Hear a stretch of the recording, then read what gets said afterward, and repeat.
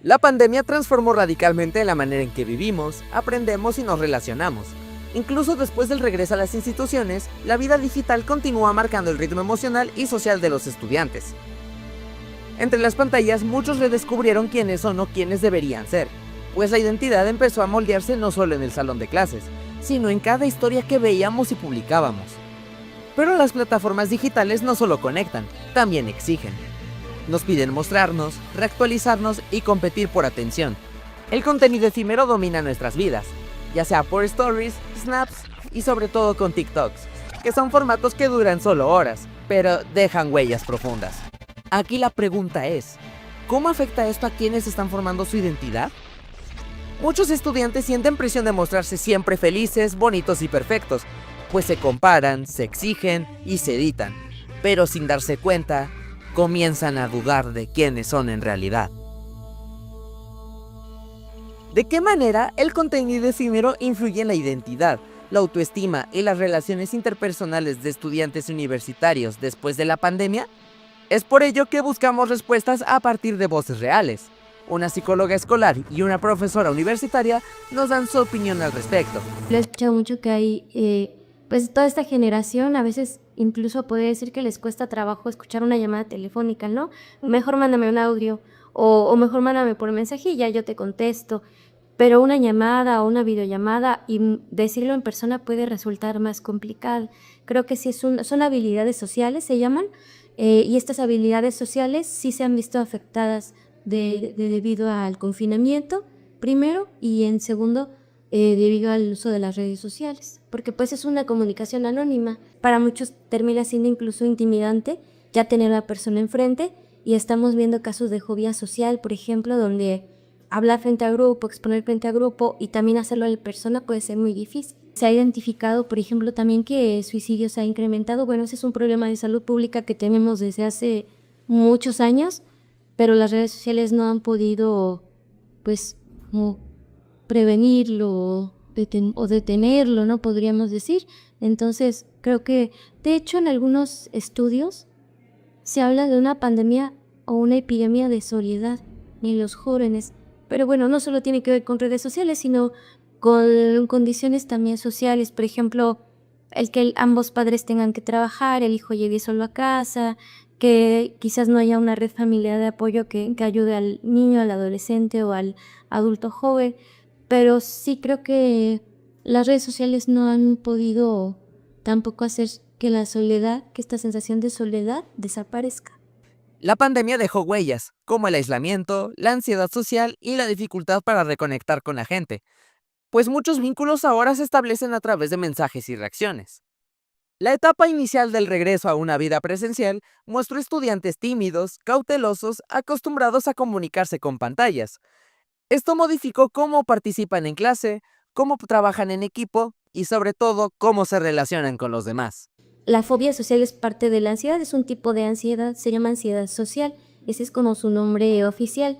Entonces sí se ha incrementado, de hecho los estudios hablan de que el estar expuesto de una manera constante al internet, no solo a las redes sociales, incrementa el estrés, que el estrés también tiene que ver con la ansiedad, aunque son cosas diferentes, pero básicamente ambos se relacionan porque cuando hay una demanda fuera tan fuerte de que yo tengo que hablar, que tengo que, por ejemplo, en el ámbito universitario, que exponer, que trabajar con otras personas que son tan diferentes a mí, como yo no he ejercitado esa habilidad desde la secundaria porque estuve 2 años o 1 año en casa, muchos suspendieron también sus periodos escolares porque pues les era imposible mantenerlo, entonces también ahí hubo como periodos donde no usaron estos recursos sociales. Entonces, cuando yo ya me vengo a enfrentar con esto en la preparatoria o en la universidad, pues sí me va a costar más trabajo. De hecho, muchos estudiantes que se quedaron en casa, pues refieren eso, ¿no? Estaba yo en mi casa y antes yo era muy sociable, pero regresé a la escuela y ya no sabía ni cómo hablarle a mis compañeros, ya no sabía ni cómo hacer un amigo. Para los chicos es un poco difícil o incluso interpretar como los mensajes de los demás. Pueden interpretar fácilmente que al otro no le cayeron bien, aunque no tengan una claridad de por qué. O puede que no se dé cuenta del mensaje que ellos transmiten con sus propias expresiones o sus propias palabras, ¿no? A lo mejor yo me enojo muy fácilmente y empiezo a gritar Y cuando me dicen, a ver, cálmate, yo digo, pero si estoy calmada, ¿no? ¿Por qué qué están viendo que yo no veo, ¿no? En este entorno que tuvimos, sí hubo un cambio que hace un poco más difícil para los jóvenes universitarios, pues estar como en esa sintonía, pero pues creo que es algo que se va a ir como desarrollando y compensando.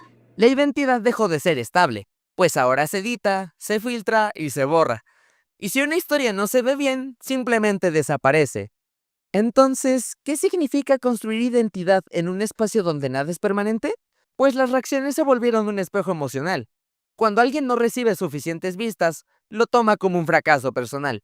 Y esto claramente no es accidental.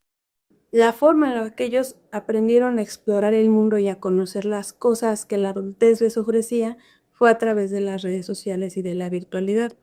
Ahora, si eso le sumamos la poca socialización real, face to face con otras personas, pues solamente les quedaba justamente las redes sociales, ¿no? Que fue a donde fueron a parar todos los jóvenes. El momento en el que ellos entraron con una vida virtual, si lo podemos llamar así, fue muy delicado porque estaba en riesgo su vida.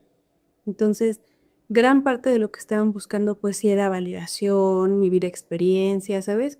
Sentir que no estaban perdiendo algo por estar salvaguardando su salud.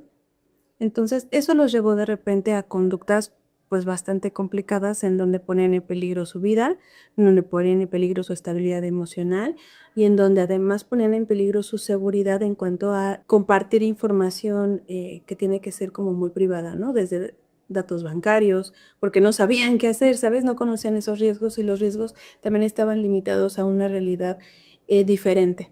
El contenido efímero promueve un estilo de vida acelerado, pues se publica, muestra y desaparece, lo cual genera comparaciones y vínculos superficiales.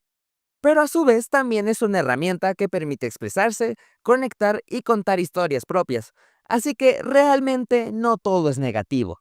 La digitalidad nos ayuda a muchísimas cosas y también de alguna manera eh, limita ciertas cuestiones. Por ejemplo, si estamos hablando de que estamos en uno de los estados más pobres del país, que somos periferia y que vivimos en situaciones en donde además, por ejemplo, la cuestión meteorológica ha afectado varias zonas de nuestro estado, pues la digitalidad sí marca una barrera de acceso para algunas personas. Sin embargo, para otras, en este caso, pues que estamos hablando de la zona metropolitana, pues ofrece muchas ventajas, ¿cierto? Hoy en día tú puedes estar aquí en Pachuca y estar tomando un curso en la Ciudad de México en otra universidad, o puedes estar recibiendo una capacitación en algún otro país y puedes estar en ambas cosas al mismo tiempo.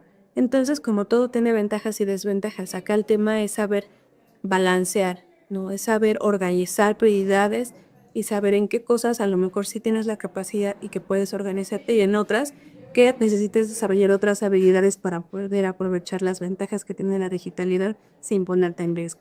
A los padres les toca una labor muy importante que es la de no descuidar a sus hijos, aunque sean adultos jóvenes, si todavía los tienen en casa sería muy importante que estén pendientes de ellos, que los observen, que les hagan saber lo que les preocupa, porque es una etapa todavía formativa, 18, 19, 20 años, donde los jóvenes necesitan mucho de sus padres, aunque parezca que no. De tal manera que si el papá también tiene un problema de consumo de redes sociales o la mamá, pues muy difícilmente va a haber una interacción en la familia y desde luego que el joven se va a sentir solo, porque ahí donde le podrían preguntar cómo estás, cómo te fue, qué necesitas, pues no hay esa interacción. De hecho, hay unas imágenes muy tristes donde ponen como la mesa, ¿no? Donde todos están comiendo y cada uno tiene frente a sí una pantalla como así gigante, ¿no? Cada uno. Entonces, el teléfono es muy pequeñito, pero crea barreras enormes. Entonces, hay que buscar eso, ¿no? Que haya espacios sin el uso de celulares. Y en el caso de los docentes, pues creo que su papel es más limitado. Les toca mucho trabajar la creatividad también en las aulas para que las clases sean muy llamativas, porque creo que el modelo tradicional de estar frente al grupo pues ya no funciona tanto, es más difícil mantener la atención de todo el grupo. Ese es un reto que enfrentan ahora los docentes. Y mucho creo que esta parte empática de si estoy notando algo, dándole a hacérselo saber al estudiante y que él busque pues en dónde puede obtener algún tipo de apoyo. Si es aquí en el instituto, pues contamos con esta área de psicología, pero pues hay especialistas también en este tipo de situaciones, porque bueno, una adicción siempre tiene que ver con una situación subyacente emocional como la soledad, la tristeza, el dolor emocional. Entonces, no se trata de apagar las pantallas, se trata de aprender a reconocernos sin depender de ellas, demostrar quiénes somos, incluso cuando no hay cámara ni likes de por medio. Nosotros seguiremos viviendo en un mundo digital y seguiremos cambiando con él. Pero la identidad no puede ser efímera, porque lo que somos merece más que durar 24 horas.